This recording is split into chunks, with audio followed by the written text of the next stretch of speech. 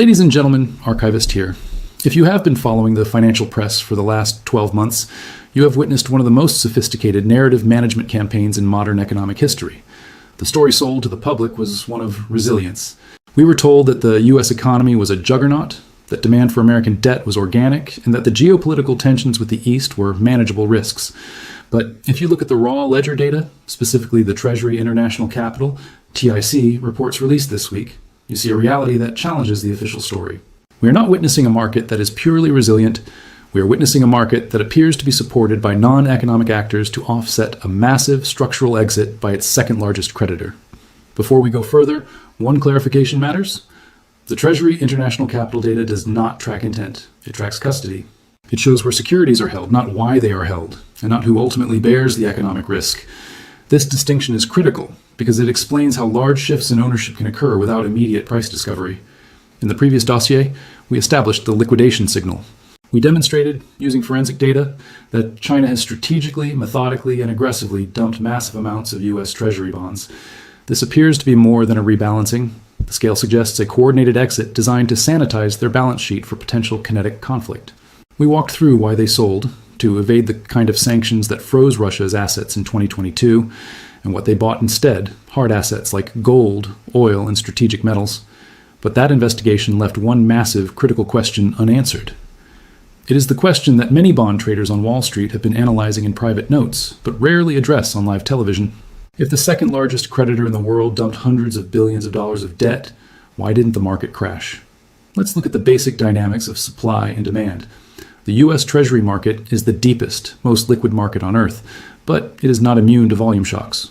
When a massive seller floods the market with supply, prices typically succumb to downward pressure.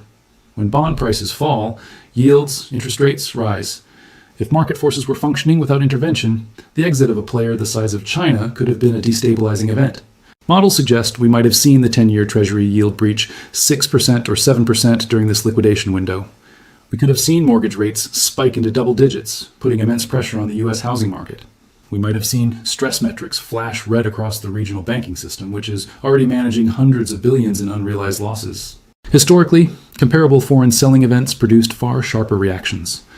During Japan's reserve drawdowns in the late 1990s, Treasury yields moved violently. During China's 2015 reserve liquidation, yields spiked despite Federal Reserve accommodation. In March 2020, even modest selling pressure caused Treasury market dysfunction. By comparison, the relative calm during a $600 billion liquidation stands out as an anomaly. But that scenario did not materialize. The yields rose, yes, they have been stubbornly high, but they didn't break. The auctions were sloppy, the tail was long, but the primary dealers absorbed the supply. The crisis was averted. The volatility was contained. Why? How did the U.S. Treasury market absorb a $600 billion selling wave without triggering a systemic event? The data suggests they didn't rely solely on the free market. A purely commercial market would likely have demanded a higher liquidity premium. Instead, the data indicates that a shadow network of proxy buyers stepped in to act as the barns, the bid of last resort. We need to advance our investigation from the seller, China, to the buyer. When we look at the flow of funds data, the buyer profile shifts. The debt that China dumped did not appear to go to mom and pop investors. It did not go to regional banks, who are currently capital constrained. It didn't even go to the Federal Reserve directly, as they are ostensibly maintaining quantitative tightening. So where did the bonds go?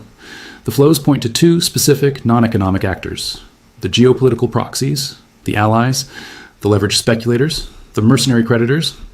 This appears to be a coordinated absorption operation. The U.S. financial system effectively swapped a hostile creditor, China, for captive creditors, the allies, and tactical creditors, hedge funds. This kept the yields from exploding, but it has drastically altered the risk profile of the global financial system. We have moved from a market underpinned by global trade surpluses, stable, long-term money from nations that sell real goods, to a market underpinned by geopolitical alignment and leverage, unstable, short-term money. The debt hasn't disappeared. It hasn't been paid off. It has simply moved from strong hands, hands that held it for 30 years, to weak hands, hands that may fold at the first sign of volatility. To verify this, we look at the latest Treasury International Capital, TIC data from late 2025. The numbers are stark. China's holdings have hit a new low of $688.7 billion. This is down from a peak of over $1.3 trillion. That is a liquidation of roughly $600 billion. That is more than the GDP of Sweden or Poland pulled out of the US financing structure. This capital had to come from somewhere. Counterparties had to write the checks to provide China's exit liquidity. And in the next section, I will show you exactly where that capital originated and why the allies who provided it may now be holding a position they cannot easily exit. In our last briefing, we identified the United Kingdom and Belgium as key players in this absorption. We noted their holdings spiked as China's fell, but identifying them is only the first step. Today, we need to analyze the mechanism of that buy. It is not enough to observe the UK bought it. We have to ask, with what capital? Because if you look at the fiscal realities of these nations, the math requires explanation. This matters because the United Kingdom's financial system has recently demonstrated sensitivity to rate volatility. The 2022 liability-driven investment crisis exposed how quickly pension-linked leverage can destabilize gilt markets. In that context, absorbing large volumes of foreign sovereign debt is not a neutral portfolio choice. It introduces duration risk into an already fragile balance sheet. The United Kingdom is currently managing a twin deficit environment. It has a budget deficit and a trade deficit. This means the British government typically does not have a national savings account overflowing with excess dollars to recycle into US debt. Unlike China in the 2000s, which was earning billions of dollars a month selling manufactured goods, the UK is a net debtor in this context. So, when the TIC report shows the UK holding nearly $878 billion in US treasuries, surpassing China to become the number 2 foreign holder of US debt, we have to ask, who is the actual buyer? It isn't purely the British government. The United Kingdom line item in the TIC data is largely a proxy for the City of London. London is the hub of the Eurodollar system, the offshore banking network where US dollars are created, lent, and traded. The Eurodollar system operates outside direct US regulatory oversight, allowing dollar liabilities to expand through bank balance sheets rather than central bank reserves. This system provides flexibility in absorbing treasury supply, but it also concentrates risk within leveraged intermediaries rather than long-term sovereign holders. The surge in UK holdings likely represents a massive mobilization of Western banking capital. It suggests that transatlantic banking giants may have acted as market makers to absorb the supply coming out of Asia. These institutions effectively warehoused the debt. They took the paper off China's hands, preventing a liquidity crisis. This activity often aligns with central bank liquidity provisions, ensuring that if market makers face stress, backstops are available. Then we look at Belgium. Belgium's recorded holdings sit at nearly $470 billion. Let's pause and consider the scale. Belgium has a GDP of roughly $600 billion. It is structurally unlikely for the Belgian government to hold nearly 80% of its GDP in US treasuries as a sovereign reserve. So why is Belgium showing these inflows? Because Belgium is the home of Euroclear. Euroclear is one of the world's largest international central securities depositories, ICSD. It is the plumbing where securities are held in custody for third parties. In custody-based systems, ownership visibility is intentionally obscured. Sovereign funds, central banks, and large institutions routinely route holdings through custodians to avoid signaling exposure. This does not imply secrecy. It reflects standard risk management during periods of market stress. When you see Belgium buying in the TIC report, it is rarely the Belgian state. It is a custodial mask. But here is the critical inference. Market analysts suggest that official sovereign wealth funds from allied neutral nations may be routing purchases through Euroclear to maintain anonymity. Why would they do this? Because periods of stress often trigger coordinated policy responses. When a major creditor dumps, Treasury officials historically coordinate with allied finance ministries to manage the fallout. Liquidity is needed. Stability is paramount. This amounts to strategic capital alignment. The G7 and its orbit of allies appear to be utilizing their liquidity to plug the hole left by Beijing. They are allocating capital to U.S. deficit financing at a time when domestic priorities are competing for resources. But here is the risk in this arrangement. These proxy buyers may not be price insensitive. China bought U.S. debt because they required it, to peg the UN and recycle a surplus. They held it for decades. They were a sticky buyer.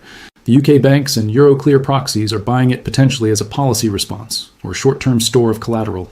They are renters of the debt, not necessarily owners. If the UK economy faces headwinds, which remains a risk given volatility in the gilt market, these entities may be compelled to sell. They would need the liquidity for domestic stability. And because they now hold nearly $1.3 trillion combined, their potential selling could be more volatile than China's. China exited strategically over years. Financial proxies can exit in weeks. We have replaced a strategic rival, China, with a complex web of allied proxies. We have traded a political risk for a structural solvency risk. But the proxies are only half the story. The other half of China's debt didn't go to a government. It didn't go to a sovereign wealth fund. It went to a jurisdiction known for opacity. And this is where the real systemic risk lies, the leverage risk that could amplify volatility overnight. If you scan further down the Treasury International Capital, TIC report, past China, past Japan, past the UK, you will find a line item that demands scrutiny: the Cayman Islands. This jurisdiction is now listed as holding over $418 billion in U.S. Treasury debt. Obviously, the local economy isn't buying $500 billion of government bonds. This is hedge fund capital. And specifically, this is the footprint of one of the most leveraged trades in modern finance, the Treasury basis trade. The Cayman Islands appear frequently in global capital flow data because they serve as a legal domicile for international hedge funds. Their presence reflects regulatory structure, not domestic economic activity. When Cayman holdings rise, it typically signals leveraged strategy deployment rather than sovereign reserve accumulation. But here's the critical detail. The official number, $418 billion, is likely an undercount. Research from the Federal Reserve suggests that the actual exposure of Cayman-domiciled hedge funds is closer to $1.85 trillion. There's a massive blind spot in the standard reporting. Why the discrepancy? Because the Tiki report counts long positions held in custody. It doesn't fully capture the leverage. It doesn't capture the fact that these hedge funds aren't just buying the bonds. They are using them as collateral in the repo market to borrow massive amounts of cash. Here is how the hidden buyer likely absorbed China's exit. The spread. When massive supply hits the market, the price of the cash bond falls slightly below the price of the Treasury future. This creates a pricing inefficiency. The trade. Hedge funds step in. They buy the cheap cash bond, the supply China is shedding, and simultaneously sell the expensive future. They lock in the difference, the basis, the leverage. Because the profit on this trade is often just basis points, they utilize significant leverage. They take the bond, pledge it as collateral in the repo market, overnight lending, and borrow cash to buy another bond. They repeat this cycle. Industry estimates suggest leverage ratios can reach 50 to 1 in extreme cases. This structure functions smoothly only when funding markets remain calm.